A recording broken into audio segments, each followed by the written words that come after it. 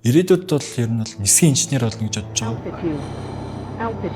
Сансар технологи агаартай холбоотой ер нь тийм тэмцээнд дээр ороод өөрийгөө бэлдэж эхлэе л гэж бодож байгаа. Бид нар одоо энэ сансар огтхоо гэдэг зүйлийг зөвхөн үлгэр домог дээр ингэж сонсож мэдэрч ирсэн бол яг боддоор яг юу байдیں۔ Тэгээ бидний яг одоо нээж илрүүлсэн тэ эрдэмтдийн нээж илрүүлсэн зүйлээс илүү цаана яг юу байгаа юм? Сүүлчих гэж огттой бол ойлгож мэдээж болохгүй шээ. Тэг үүнээс илүү бас нууцж байхыг үгүйсэхгүй. Тэг учраас энэ нууцыг гоё ингээд хайж олохын төлөө нөгөө тэмцээн бол ингээд жил болгон болт юм бол гэж бодлоо. Нэг. Хөргий.